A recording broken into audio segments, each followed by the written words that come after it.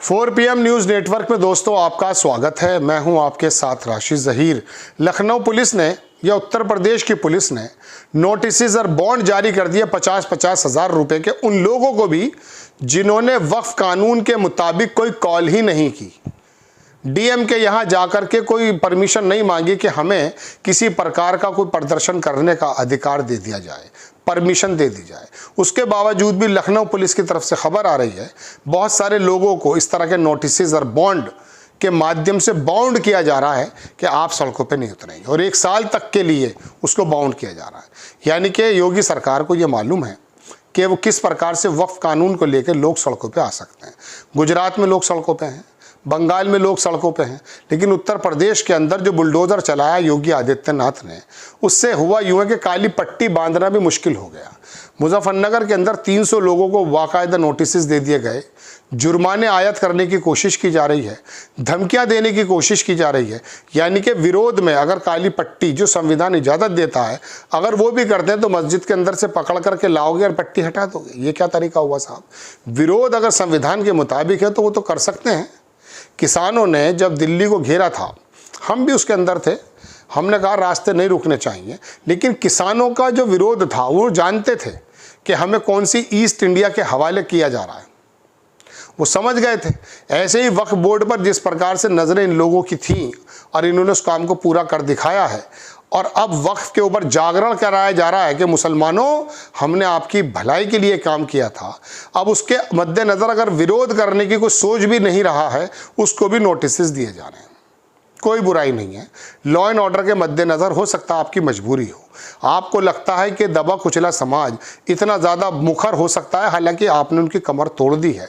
रोटी रोज़ी के मुताबिक वो परेशान है, वो साइकिल में पंचर लगा रहा है जनाब, उससे डरने की बिल्कुल ज़रूरत नहीं है।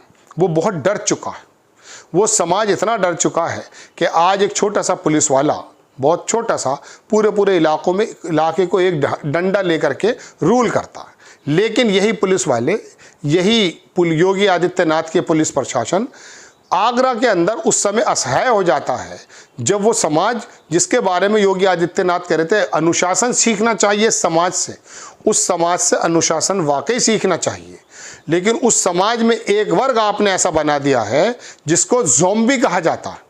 कल आगरा में आप देखें क्या क्या खबरें हैं। गोदी मीडिया तो आपको दिखाएगा नहीं ज़्यादा, लेकिन रामजी लाल सुमन ने जो डायलॉग बोला था राणा सांगा के बारे में, उसके ऊपर करनी सेना के जो नौजवान थे, जो ठाकुर समाज के लोग थे, जो अनुशासन समाज के लोग थे, जिनसे अनुशासन सीखने की ज़रूरत है हिंदुस्तान के मुसलमानों को, है ना, वो अनुशासन समाज का एक बहुत बड़ा वर्ग सड़क पर आकर के अखिलेश यादव के खुलेआम गोली मारने की बात कर रहा था। उनके घरों पे बुलडोज़र चलाएंगे योगी आदित्यनाथ? चलाओगे? या बुलडोज़र के अंदर डीजल ख़त्म हो गया? जब मुसलमान की बात आती है तो आप ऐसे एग्री यंग मैन बनकर बात करते हैं कि वसूला जाएगी, इनकी पुश्तें याद रखेंगी, इन पर ये होगा, इन पे वो होगा, फिर तो तमाम लोगों को पीछे छोड़ देते हैं आप।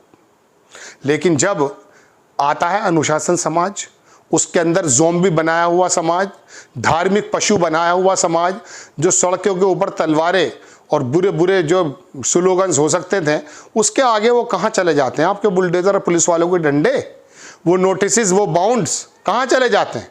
आगरा में, मुजफ्फरनगर में, सीतापुर में या शाहजहाँपुर में या लखनऊ में आप नोटिस इशू कर रहे हैं इसलिए कि आपको लगता है कि एक जायज़ मांग को लेकर लोग सड़कों पे ना आ जाएं। अगर जुमे की नमाज में वो काली पट्टी बांध कर लेके जा रहा, तो बताइए कौन सा इकबाल आपका ज़मीन पर गिर गया था? कौन सी सरकारों के अंदर ऐसा जब आपकी छेद कर दिया था कि आपकी सरकार चली जाएगी? इतना तो जनरल डायर भी नहीं घबराया था, डलहौजी भी नहीं घबराया था, अंग्रेजी तंत्र भी नहीं घबराया था भगत सिंह से, जितना आप इन टूटे हुए, कुचले हुए, दबे हुए समाज से डरना है। और ये डर नहीं रहे आप, दरअसल आप उस कुचले समाज को, दबे हुए समाज का प्रोसिक्यूशन इसलिए करना चाहते हैं कि आपको पता चल गया कि बहुसंख्यक समाज में एक वर्ग हमने ऐसा पैदा कर दिया कि जितने इनके पेच टाइट करेंगे उतना वो खुश होगा। अब मैं बहुसंख्यक समाज से, उस समाज से मुखातिब हूँ जो ये सोचता है कि मुल्लों के पेच अगर टाइट हो जाएंगे तो भारत में राम राज्य आ जाएगा। हो सकता है इनके पेच टाइट करने की ज़रूरत हो, इसमें कोई दो राय नहीं है, लेकिन कल्याण सिंह ने किए थे, मायावती ने किए थे, कोई प्रॉब्लम थोड़ी थी। समाज देख करके पेच टाइट थोड़ी ना हो रहे थे। कल्याण सिंह के समय एक अधिकारी आया, मुजफ्फरनगर सारे बदमाश खत्म कर दिए। ना कोई मुसलमान बदमाश छोड़ा, ना कोई जाट या कोई ठाकुर छोड़ा, जो बदमाशी कर रहा था खत्म। यहाँ पर हो ये रहा है कि जितने एनकाउंटर हो रहे हैं उसमें 80% से ज़्यादा तो मुस्लिम है। कहने का मतलब यह है दोस्तों कि आपको एक ही, चलिए मैं कहता हूं कि अगर गुंडा समाज है, आप उन्हीं के घर की सफाई कर रहे हैं, मुझे कोई बुराई नज़र नहीं आती। लेकिन अगर आपकी इंटेंशन यह है कि इसी समाज का परसिक्यूशन करके बहुसंख्यक समाज का मैं सहानुभूति बटोर करके वोट ले लूँगा, तो सुनिए मेरी बात, बहुसंख्यक समाज भी अब आपसे नफरत करने लगा है। 62-64% जो वोट आपके खिलाफ देता है ये मुसलमान नहीं है, इसके अंदर सारा बहुसंख्यक समाज, ओबीसी समाज, दलित समाज, सिख समाज, ईसाई समाज और मुस्लिम समाज तो आपसे डरा हुआ है ही।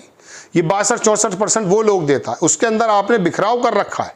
अगर वो बिखराव नहीं हुआ ना, अलग अलग नहीं हुए, तो आपकी सिट्टी बिट्टी गुम हो जाएगी। जनसंघ के समय 80 में, बीजेपी में 80 में 20-22% मिला करता था वही बनिया ठाकुरों का वोट, वही मिलेगा आपको। चूँकि हम जानते हैं कि सावरकर की सोच जो है वो अभी से पैदा नहीं हुई है, वो तो 100 बरस पहले से ही आरएसएस ने बुनियाद डाल दी थी।